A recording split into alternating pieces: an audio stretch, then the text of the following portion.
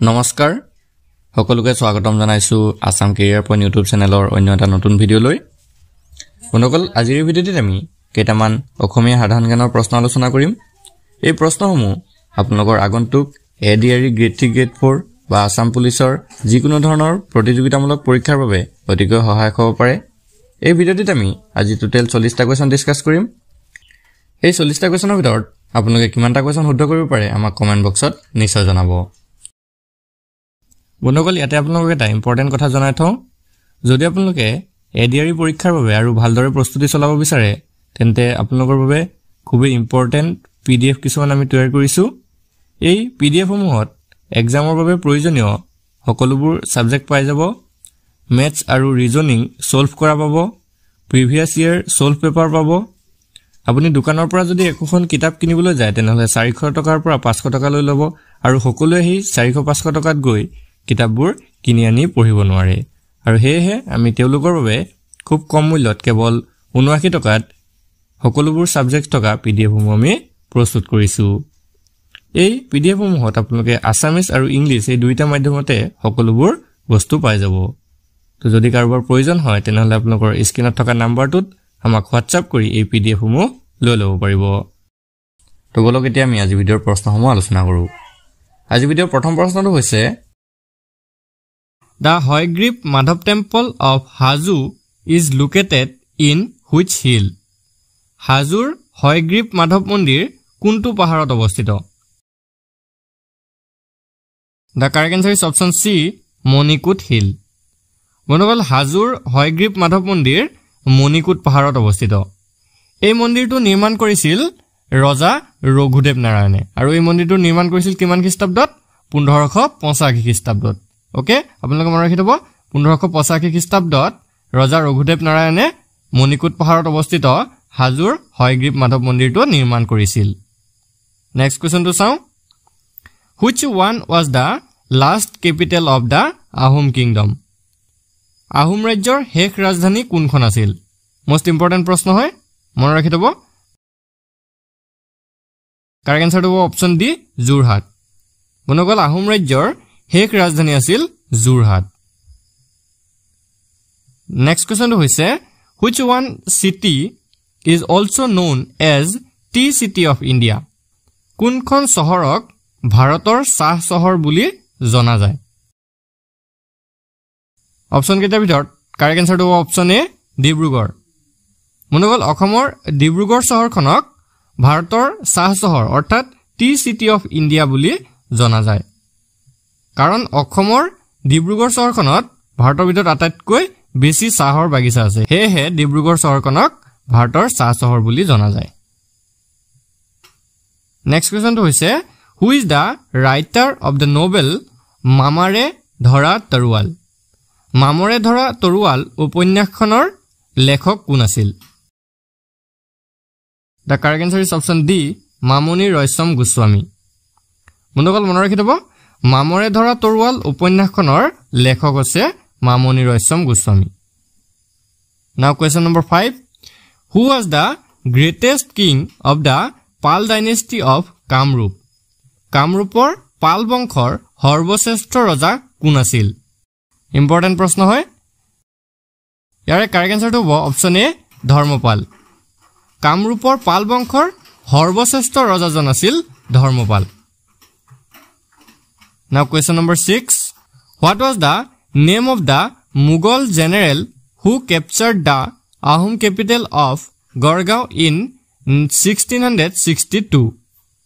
1662 চনত আহোমৰ ৰাজধানী গড়গাঁও দখল কৰা মুঘল জেনেৰেলজনৰ নাম কি আছিল The correct answer is option D Mir Jumla Mughal general Mir জুমলাই 1662 চনত আহোমৰ ৰাজধানী গড়গাঁও দখল কৰিছিল নেক্সট কোৱেশ্যনটো হৈছে who was the central figure of the revolt of 1857 in Assam অসমৰ 1857 চনৰ বিদ্ৰোহৰ কেন্দ্ৰীয় ব্যক্তি কোন আছিল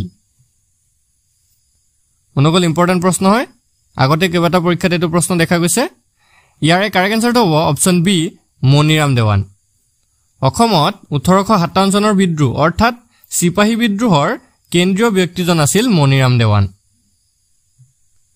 নেক্সট কোৱেশ্চনটো হৈছে in which year was the Treaty of Badarpur signed between David Scott and Gobind Chandra কিমান চনত ডেভিড স্কট আৰু গোবিন্দ চন্দ্ৰৰ মাজত বদৰপুৰ সন্ধি স্বাক্ষৰিত হৈছিল The correct answer is option D 1824 1824 খ্ৰীষ্টাব্দত ডেভিড স্কট আৰু গোবিন্দ চন্দ্ৰৰ মাজত বদৰপুৰ সন্ধি স্বাক্ষৰিত হৈছিল Question number 9 হৈছে In which year was the second Burmese invasion of Assam?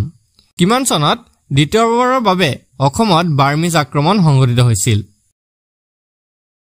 Correct answer হ'ব option C 1819 মনোবল মনত ৰাখি থব 1819 চনৰ 15 ফেব্ৰুৱাৰী তাৰিখে দ্বিতীয়বাৰৰ বাবে অসমত বাৰ্মিজ সকলে আক্ৰমণ কৰিছিল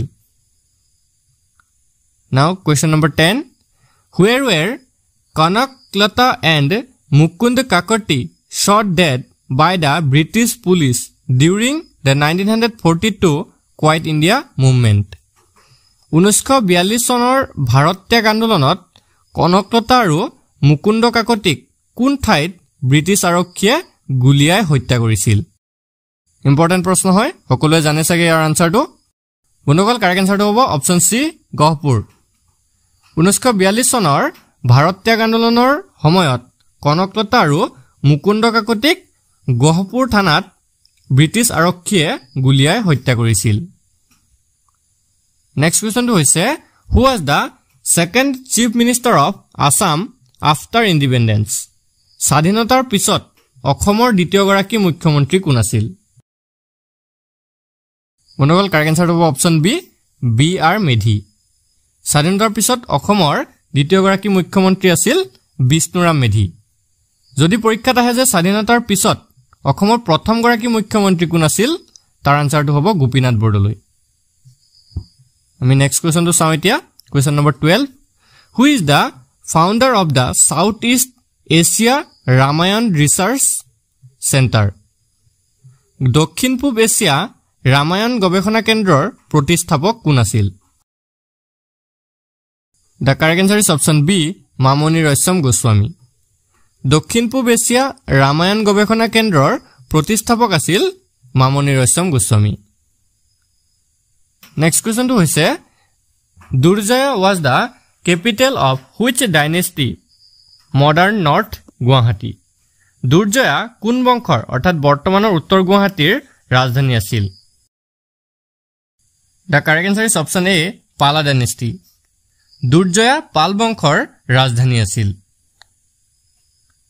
Question number 14 হৈছে Who was the second president of Assam সাহিত্য সভা অসম সাহিত্য সভাৰ দ্বিতীয় সভাপতি কোন আছিল বন্ধুসকল কাৰেক্ট আনসাৰটো হ'ব অপচন বি চন্দ্ৰধৰ বৰুৱা 1918 চনত গোৱালপাৰাত হোৱা দ্বিতীয় অসম সাহিত্য সভাত সভাপতিত্ব কৰিছিল চন্দ্ৰধৰ বৰুৱাই নেক্সট কোৱেশ্চনটো হৈছে In which year Lakshminath Bezbarua presided over the Assam Sahitya Sabha session? কিমান চনত লক্ষ্মীনাথ বেজবৰুৱাই অসম সাহিত্য সভাৰ অধিৱেশনৰ সভাপতিত্ব কৰিছিল The correct answer is option C 1924 Guwahati 1924 চনত গুৱাহাটীত অনুষ্ঠিত হোৱা অসম সাহিত্য সভাৰ সভাপতিত্ব কৰিছিল লক্ষ্মীনাথ বেজবৰুৱাই নেক্সট কোৱেশ্চনটো হৈছে In which year O More Apunar Desh was officially adopted as the Assam's state song? কোন চনত O More Apunar Desh গীতটিক আনুষ্ঠানিকভাৱে অসমৰ ৰাজ্যিক গীত হিচাপে গ্ৰহণ কৰা হৈছিল The correct answer is option A 1927 Lakshminath বেজবৰুৱাৰ দ্বাৰা ৰচিত O More Apunar Desh গীতটিক 1927 চনত তেজপুৰত অনুষ্ঠিত অসম ছাত্ৰ সন্মিলনত আনুষ্ঠানিকভাৱে অসমৰ ৰাজ্যিক গীত হিচাপে গ্ৰহণ কৰা হৈছিল Now question number 17 Which one is the epicenter of the Assam silk industry কোনটো অসমৰ ৰেশম উদ্যোগৰ কেন্দ্ৰবিন্দু কাৰেক্ট আনসাৰ হ'ব অপচন সি শুৱালকুছি অসমৰ ৰেশম উদ্যোগৰ কেন্দ্ৰবিন্দুটো হৈছে শুৱালকুছি আপোনালোকে মনত ৰাখি থব Question number 18 টো হৈছে Under whose direction did the Assamese artisans weave the Vrindavan Vastra? কাৰ নিৰ্দেশনাত অসমীয়া শিপিনীয়ে বৃন্দাবনী বস্ত্ৰ বৈছিল? কাৰেক্ট আনসাৰ হ'ব অপচন এ শংকৰদেৱ। শ্ৰীমন্ত শংকৰদেৱৰ নিৰ্দেশনাত অসমীয়া শিপিনীয়ে বৃন্দাবনী বস্ত্ৰ বৈছিল। নেক্সট কুৱেশ্যনটো হৈছে during the reign of which Ahom king was the Namdang stone bridge built? কোনজন আহোম ৰজাৰ দিনত নামদাং হিলৰ হাকু নিৰ্মাণ কৰা হৈছিল? কাৰেক্ট আনসাৰটো হ'ব অপচন ডি ৰুদ্ৰসিংহ। আহোম ৰজা ৰুদ্ৰসিংহৰ ৰাজত্বকালত নামদাং হিলৰ হাকু নিৰ্মাণ কৰা হৈছিল। বন্ধুসকল এই হাকু শিৱসাগৰত অৱস্থিত, আপোনালোকে এইটো মনত ৰাখি থব। নেক্সট কুৱেশ্যনটো হৈছে during whose reign did the Moamoria rebellion begin? কাৰ ৰাজত্বকালত মোৱামৰীয়া বিদ্ৰোহ আৰম্ভ হৈছিল? কাৰেক্ট আনসাৰটো হ'ব অপচন চি লক্ষ্মী সিংহ। স্বৰ্গদেউ লক্ষ্মী সিংহৰ ৰাজত্বকালত মোৱামৰীয়া বিদ্ৰোহ আৰম্ভ হৈছিল। বন্ধুসকল এই বিদ্ৰোহ 1769 চনত লক্ষ্মী সিংহৰ ৰাজত্বকালৰ পৰাই আৰম্ভ হৈছিল। নেক্সট কুৱেশ্যনটো হৈছে which Ahom king head the shortest reign of 21 days only? কোনজন আহোম ৰজাৰ ৰাজত্বকাল মাত্ৰ 21 দিনৰ আছিল? বন্ধুসকল ইম্পৰ্টেণ্ট প্ৰশ্ন হয়, মনত ৰাখি থব। কাৰেক্ট আনসাৰটো হৈছে অপচন বি সমগুৰিয়া ৰজা। আহোম ৰজা সমগুৰিয়া ৰজাৰ ৰাজত্বকাল মাত্ৰ 21 দিনৰ আছিল। নেক্সট কুৱেশ্যনটো হৈছে on which date is Sati Joymoti day celebrated? Sati Joymoti দিৱস কোন তাৰিখে পালন কৰা হয়? কাৰেক্ট আনসাৰটো হ'ব অপচন বি 27 মাৰ্চ। 27 মাৰ্চ তাৰিখে সতী জয়মতী দিৱস পালন কৰা হয়। নেক্সট প্ৰশ্নটো হৈছে from which constituency Bishnuprasad Rabha was elected as MLA in 1969? কোনটো সমষ্টিৰ পৰা বিষ্ণুপ্ৰসাদ ৰাভা 1969 চনত MLA হিচাপে নিৰ্বাচিত হৈছিল? কাৰেক্ট আনসাৰটো হ'ব অপচন চি তেজপুৰ। 1969 চনত তেজপুৰ সমষ্টিৰ পৰা বিষ্ণুপ্ৰসাদ ৰাভা MLA হিচাপে নিৰ্বাচিত হৈছিল। নেক্সট প্ৰশ্নটো হৈছে which one is first Assamese colour film? কোনখন প্ৰথম অসমীয়া ৰঙীন ছবি? The correct answer is option A Bhaiti. বন্ধুসকল অসমৰ প্ৰথম অসমীয়া ৰঙীন ছবিখন আছিল ভাইটি। নেক্সট প্ৰশ্নটো হৈছে who is the first Assamese recipient of Sahitya Akademi award? প্ৰথম অসমীয়া সাহিত্য একাডেমী বঁটা প্ৰাপক কোন আছিল? কাৰেক্ট আনসাৰটো হ'ব অপচন চি যতীন্দ্ৰনাথ দুৱৰা। প্ৰথম অসমীয়া সাহিত্য একাডেমী বঁটা প্ৰাপক আছিল যতীন্দ্ৰনাথ দুৱৰা। নেক্সট প্ৰশ্নটো হৈছে which one is the first Assamese novel to win the Sahitya Akademi award? Sahitya Akademi বঁটা লাভ কৰা প্ৰথমখন অসমীয়া উপন্যাস কোনখন?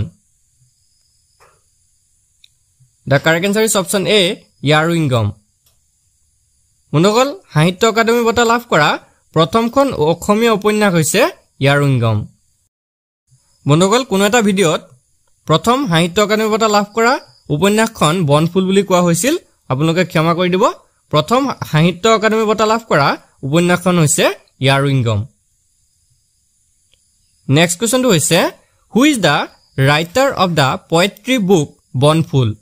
বনফুল কবিতা পুথিখনৰ লেখক কোন আছিল? কাৰেক্ট আনসাৰটো হৈছে অপচন চি যতীন্দ্ৰনাথ দুৱৰা। বনফুল কবিতা পুথিখনৰ লেখক আছিল যতীন্দ্ৰনাথ দুৱৰা। 1955 চনত বনফুল কবিতা পুথিখনৰ বাবে তেওঁ সাহিত্য একাডেমী বঁটা লাভ কৰিছিল। নেক্সট প্ৰশ্নটো হৈছে who was the founder editor of the Assamese magazine Prantik? অসমীয়া আলোচনী প্ৰান্তিকৰ প্ৰতিষ্ঠাপক সম্পাদক কোন আছিল? কাৰেক্ট আনসাৰটো হ'ব অপচন ডি ভৱেন্দ্ৰনাথ শইকীয়া। বন্ধুসকল অসমীয়া আলোচনী প্ৰান্তিকৰ প্ৰতিষ্ঠাপক সম্পাদক আছিল ভৱেন্দ্ৰনাথ শইকীয়া। এই আলোচনীখনৰ প্ৰতিষ্ঠাপক মুখ্য সম্পাদক আছিল ভৱেন্দ্ৰনাথ শইকীয়া আৰু কেৱল প্ৰতিষ্ঠাপক সম্পাদক আছিল প্ৰদীপ বৰুৱা। আপোনালোকে দুইটাত কনফিউজ নহ'ব। নেক্সট কোৱেশ্চনটো হৈছে who is the writer of the novel হালধীয়া চৰায়ে বাওধান খায় হালধীয়া চৰায়ে বাওধান খায় উপন্যাসখনৰ লেখক কোন আছিল বন্ধুসকল ইয়াৰ কাৰেক্ট আনসাৰটো হ'ব অপচন এ হোমেন বৰগোহাঁই হালধীয়া চৰায়ে বাওধান খায় উপন্যাসখনৰ লেখক আছিল হোমেন বৰগোহাঁই আজি ভিডিঅ'ৰ শেষৰ প্ৰশ্নটো হৈছে in which year Bhupen Hazarika was elected the president of the Assam সাহিত্য সভা কোন চনত ভূপেন হাজৰিকা অসম সাহিত্য সভাৰ সভাপতি হিচাপে নিৰ্বাচিত হৈছিল